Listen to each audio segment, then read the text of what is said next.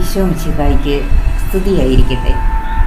എൻ്റെ ഈശോയാൽ ഏറെ സ്നേഹിക്കപ്പെടുന്നവരെ, നാം പന്തക്കുസ്താ ദിനത്തിന് ഒരുങ്ങിക്കൊണ്ടിരിക്കുകയാണല്ലോ. ഞാൻ നിങ്ങളോട് പറഞ്ഞിരുന്നു, 21 ദിവസത്തെ പ്രാർത്ഥന, ഉപവാസ പ്രാർത്ഥന നാം ആചരിക്കുമ്പോൾ പ്രത്യേകമായിട്ട് ആത്മാവിൻ്റെ ഫലങ്ങൾ നമ്മിൽ ഉളവാകുവാൻ നമുക്ക് പ്രാർത്ഥിക്കാം. അതിനെക്കുറിച്ചാണ് ഞാൻ പറയുക. കഴിഞ്ഞ എപ്പിസോഡിൽ പറഞ്ഞതിൻ്റെ 2ാം ഭാഗമാണ് ഇന്ന് പറയുക. പരിശുദ്ധാത്മാവ് എന്നിൽ ഉണ്ടോ എന്ന് പരിശോധിച്ച് നോക്കുവാൻ ഒരു മീറ്റർ ഉണ്ട് എന്ന് ഞാൻ പറഞ്ഞിരുന്നു. അതിനെക്കുറിച്ച് തന്നെയാണ് ഇന്ന് വ്യക്തമായിട്ട് നിങ്ങളോട് പറയുക. അതിൻ്റെ തെളിവുകൾ നമുക്ക് വളരെയധികം വിശുദ്ധ ബൈബിളിൽ നിന്ന് ലഭിക്കുന്നുണ്ട്. കർത്താവ് ശംശിക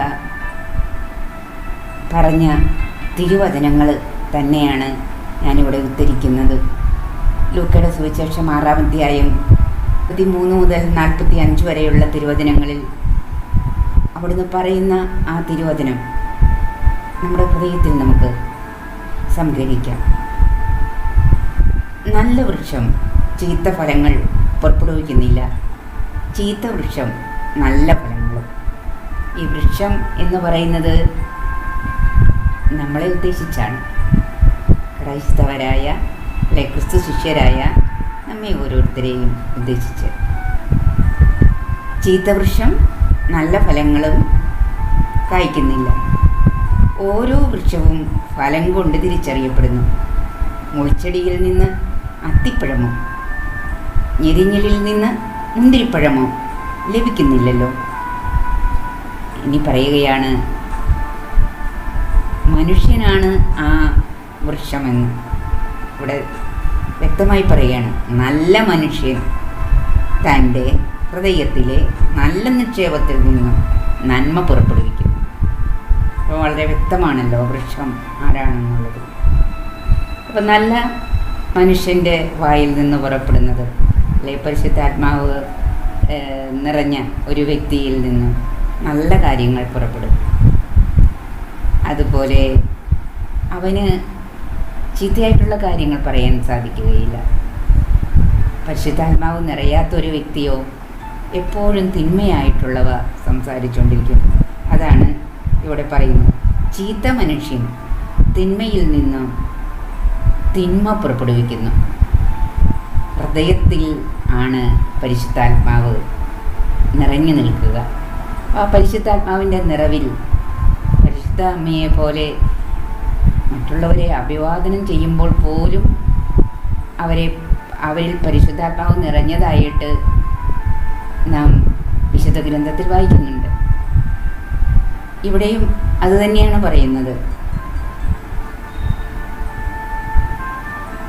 ഹൃദയത്തിൻ്റെ നിറവിൽ നിന്നാണല്ലോ അധരങ്ങൾ സംസാരിക്കുക. ഇനി വിശുദ്ധ പൗലോസ്ലീഹ പറയുന്ന ഒരു കാര്യം നമുക്ക് ശ്രദ്ധിക്കാം. എന്താണത്? ഗലാത്യർക്ക് എഴുതിയ ലേഖനത്തിൽ ഈ ഹൃദയത്തിൽ നിന്നും പുറത്തു വരുന്നത് ദൈവത്തിൻ്റെ ആത്മാവിൻ്റെ ആലയമാണല്ലോ നമ്മുടെ ഹൃദയം. അപ്പോൾ അവിടെ നിന്ന് പുറത്തു വരുന്നത് എന്താണെന്നാണ് ഇവിടെ നമുക്ക് തിരുവചനങ്ങളിലൂടെ വ്യക്തമാകുന്നത്. ഗലാത്യർക്ക് എഴുതിയ 5-ാം അധ്യായം 16 മുതൽ 16 മുതൽ 26 വരെയുള്ള തിരുവചനങ്ങളിൽ വളരെ വ്യക്തത നൽകിക്കൊണ്ട് എന്തൊക്കെയാണ് ഒരു മനുഷ്യനിൽ ചീത്തയായിട്ട് പുറത്തു വരുന്നതെന്നും കർത്താവ് പറഞ്ഞ ഭാഷയിൽ ആ വൃക്ഷത്തിൻ്റെ ചീത്ത ഫലങ്ങൾ എന്താണെന്നും ആ വൃക്ഷത്തിൻ്റെ നല്ല ഫലങ്ങൾ എന്താണെന്നും പറയുന്നുണ്ട്. നമുക്ക് ആ ഒരു മീറ്റർ വെച്ച് നമ്മളെ ഒന്ന് പരിശോധിച്ച് നോക്കാം. എന്നിട്ട് ഓരോ ദിവസവും ആ നല്ല ഫലങ്ങൾ കായ്ക്കുവാനായിട്ട് നമുക്ക് പ്രാർത്ഥിക്കാം.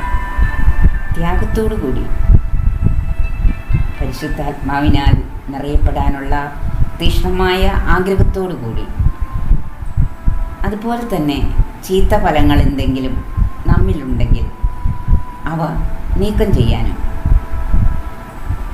ദൈവത്തിൻ്റെ ആത്മാവിനാൽ നിറഞ്ഞ് പൗലോസ്ലീഹ പറയുന്നത് ജഡത്തിൻ്റെ വ്യാപാരങ്ങളാണ് തിന്മ ഫലങ്ങൾ എന്ന്. ആത്മാവിൻ്റെ പ്രേരണയനുസരിച്ച് ജീവിക്കുന്നവർക്ക് ജഡത്തിൻ്റെ പ്രേരണയ്ക്ക് വഴങ്ങാൻ സാധിക്കുകയില്ല. ഇനി നമുക്ക് അവ കേൾക്കാം. നിങ്ങളോട് ഞാൻ പറയുന്നു, ആത്മാവിൻ്റെ പ്രേരണയനുസരിച്ച് വ്യാപരിക്കുവിൻ. ജഡമോഹങ്ങളെ ഒരിക്കലും തൃപ്തിപ്പെടുത്തരുത്. എന്തെന്നാൽ ജഡമോഹങ്ങൾ ആത്മാവിന് എതിരാണ്. അതുകൊണ്ട് തന്നെയാണ് ചീത്ത ഫലങ്ങളും നല്ല ഫലങ്ങളും കർത്താവ് ഉപമിച്ചത്.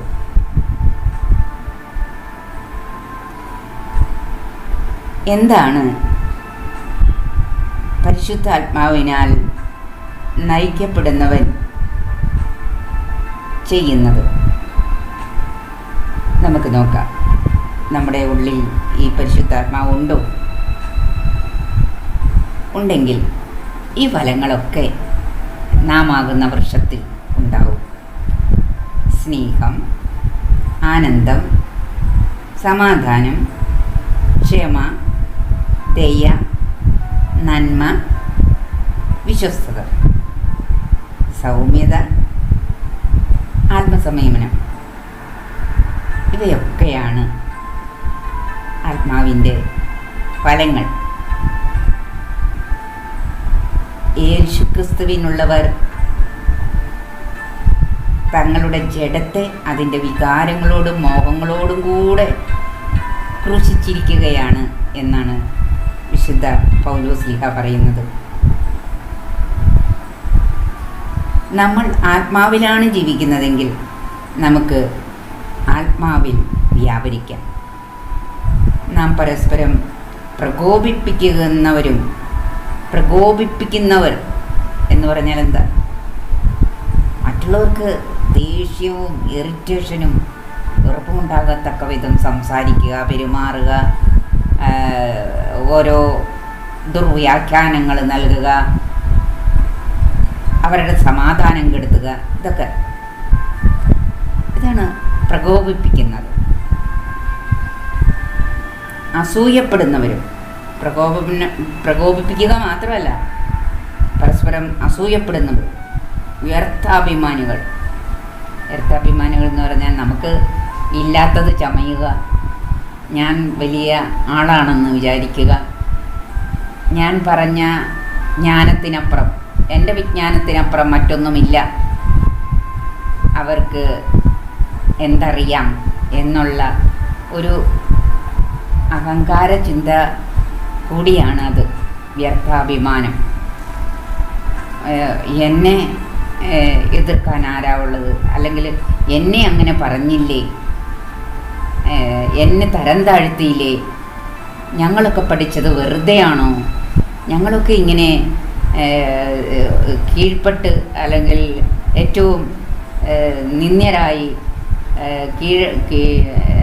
യജമാനന് കീഴ്വഴങ്ങുന്നത് പോലെ ഞങ്ങൾ ദാസന്മാരാണോ എന്നൊക്കെയുള്ള ഒരു ചിന്തയും മനോഭാവവും ഒക്കെയാണ് വ്യർത്ഥമായ അഭിമാനം.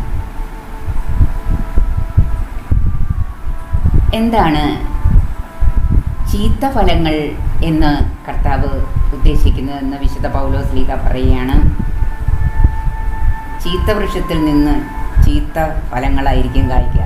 അതുകൊണ്ട് ഒരു വൃക്ഷത്തിൽ നിന്ന് ചീത്ത ഫലങ്ങളാണ് വരുന്നതെങ്കിൽ ആ വൃക്ഷം ഏതാണെന്ന് മനസ്സിലാക്കണം. മനുഷ്യനെ കുറിച്ചാണ് പറയുന്നത്. അപ്പോൾ ഇതാണ് ആ ഫലങ്ങൾ, ചീത്തയായിട്ടുള്ള ഫലങ്ങൾ കായ്ക്കുന്ന ആ വൃക്ഷത്തെക്കുറിച്ച് പറയുമ്പോൾ നമുക്ക് ആ ചീത്തയായിട്ടുള്ള ഫലങ്ങളും കൂടെ അറിയണ്ടേ. ജഡത്തിൻ്റെ വ്യാപാരമാണ് ഇവിടെ അർത്ഥമാക്കുന്നത്.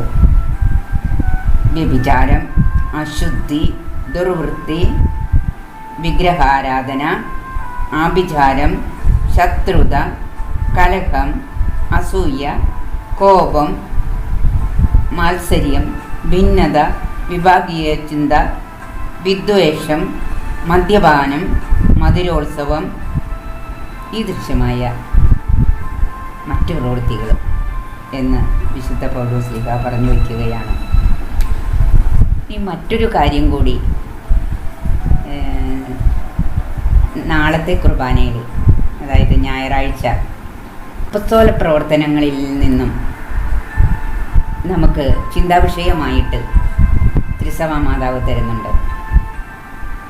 എങ്ങനെയാണ് ദൈവത്തിൻ്റെ സ്വരം നമുക്ക് കേൾക്കാൻ പറ്റുക? ആത്മാവിൻ്റെ ഫലങ്ങളെക്കുറിച്ച് പറഞ്ഞു.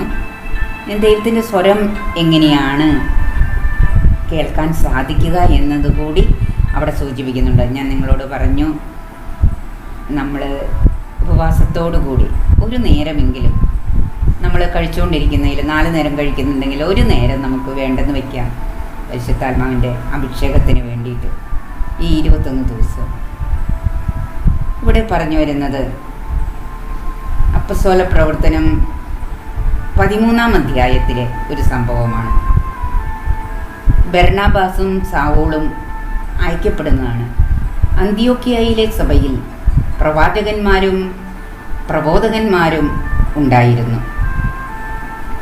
ബർണബാസ്, നീഗർ എന്ന് വിളിക്കപ്പെടുന്ന ശിമിയോൻ, ഹിറോനക്കാരൻ ലൂസിയോസ്, സാമന്ത രാജാവായ ഹെറോദോസിനോട് കൂടി വളർന്ന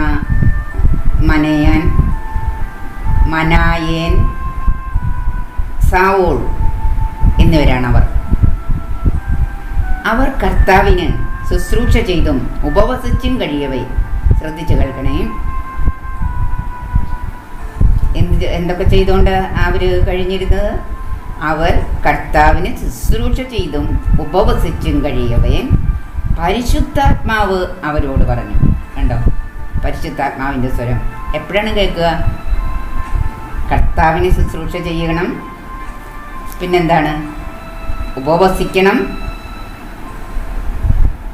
അതുപോലെ തന്നെ പ്രാർത്ഥനയിലായിരിക്കണം. നമ്മൾ എല്ലാവരോടും ഇങ്ങനെ സംസാരിച്ച് നടക്കുക. പരിശുദ്ധാത്മാവിന് സംസാരിക്കാൻ പറ്റിയല്ല, പരിശുദ്ധാത്മാവ് പറയുന്നത് കേൾക്കാൻ പറ്റിയല്ല.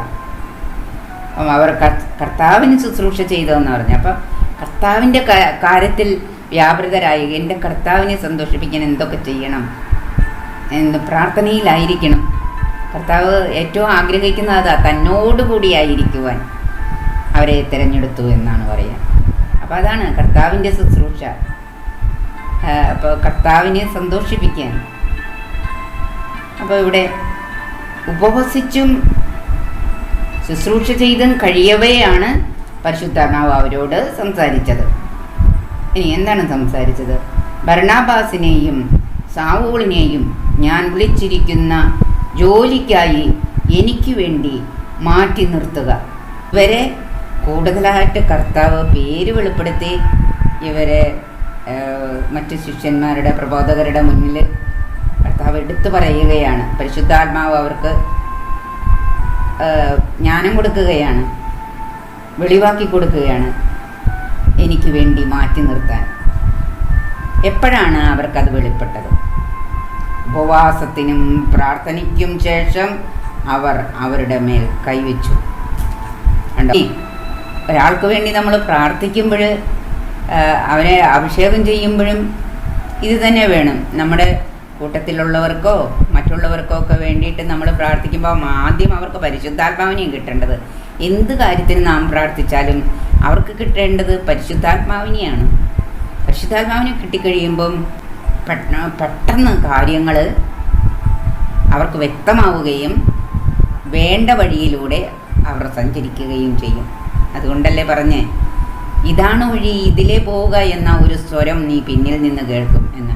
കഷ്ടതയുടെ അപ്പവും ക്ലേശത്തിൻ്റെ ജലവും തന്നാലും നിൻ്റെ ഗുരു നിന്നിൽ നിന്ന് മറഞ്ഞിരിക്കുകയില്ല. എന്നിട്ട് എന്താണ് പറഞ്ഞത്? ഇതാണ് വഴി, വഴി ഇതിലേ പോവുക. അത് ദൈവത്തിൻ്റെ പരിശുദ്ധ ആത്മാവിൻ്റെ സ്വരമാണ്. ദൈവത്തിൻ്റെ ആത്മാവ് ആണ് നമ്മുടെ ഹൃദയത്തിൽ ഇരുന്ന് നമ്മളെ നയിക്കുക. അപ്പം അതുകൊണ്ട് അത് വ്യക്തമായിട്ട് അറിയണമെങ്കിൽ നാം ഉപവാസത്തോടും പ്രാർത്ഥനയോടും കർത്താവിൻ്റെ ശുശ്രൂഷയിലായിരിക്കണം. കർത്താവിനെ ശുശ്രൂഷിക്കുന്നത് പോലെ മറ്റുള്ളവരെ ശുശ്രൂഷിക്കുമ്പോഴാണ് നാം ഏറ്റെടുത്തിരിക്കുന്ന ജോലികൾ ആ സ്നേഹത്തോടെ ചെയ്യുമ്പോൾ, ആത്മാർത്ഥതയോടെ ചെയ്യുമ്പോൾ, ഉത്തരവാദിത്തത്തോടെ ചെയ്യുമ്പോഴാണ് അവിടെ കർത്താവ് നമ്മളോട് സംസാരിക്കുക. അപ്പം നമുക്ക് അതിനായിട്ട് പ്രാർത്ഥിക്കാം.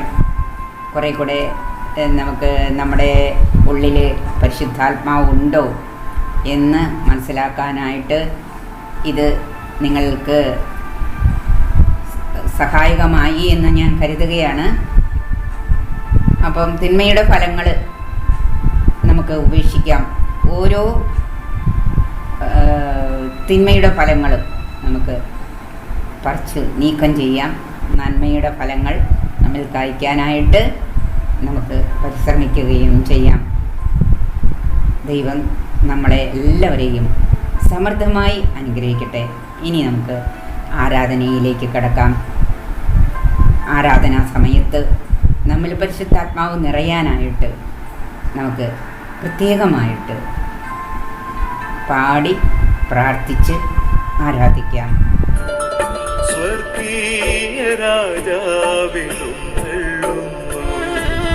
സ്വർഗീയ വൃന്ദങ്ങൾ അണിചേരുന്നു. തിരുവോസ്തിയിൽ കൂദാശയിൽ ജീവന്റെ നാഥനേഴും നൽകുന്നു.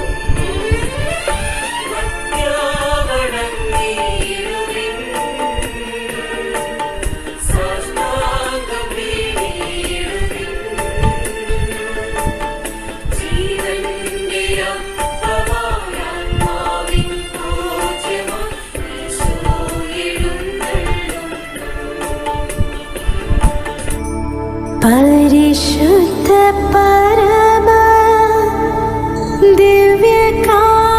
ദിവ്യകാരുണ്യമേ, ഇന്നേരവും സ്തുതി ആരാധന. നമുക്കിപ്പോൾ ദാഹത്തോടെ പ്രാർത്ഥിക്കാം. പരിശുദ്ധാത്മാവേ, വേഗം വരണമേ.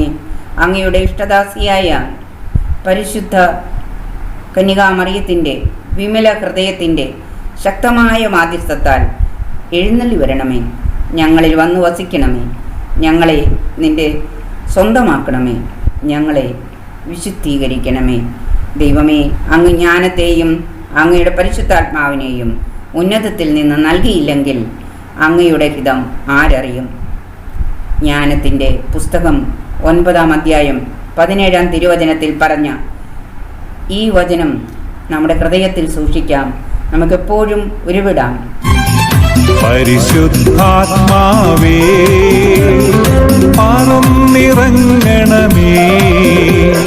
സ്നേഹന്മാരിൽ നിറഞ്ഞതുപോൽ അഭിഷേകം ചെയ്യണമേ. നിറയണമേ, നിറയണമേ, കവിയണമേ, കവിഞ്ഞൊഴുകണമേ. നിറയണമേ, നിറയണമേ, കവിയണമേ, കവിഞ്ഞൊഴുകണമേ. പെന്തക്കോസ്ത നാളിൽ കൊടുങ്കാറ്റിൻ വേഗത്തിൽ അഗ്നിജ്വാല പോലെ വന്ന പാവനാത്മാവേ, നിന്നിൽ വിശ്വസിക്കുന്ന ഈ സമൂഹത്തിൽ നീ അനുഗ്രഹമഴയായി പെയ്തിറങ്ങണേ. പെന്തക്കോസ്ത നാളിൽ കൊടുങ്കാറ്റിൻ വേഗത്തിൽ അഗ്നിജ്വാല പോലെ വന്ന പാവനാത്മാവേ, നിന്നിൽ വിശ്വസിക്കുന്ന ഈ സമൂഹത്തിൽ നീ അനുഗ്രഹമഴയായി പെയ്തിറങ്ങണേ. നിറയണമേ, നിറയണമേ, കവിയണമേ, കവിഞ്ഞൊഴുകണമേ. നിറയണമേ, നിറയണമേ,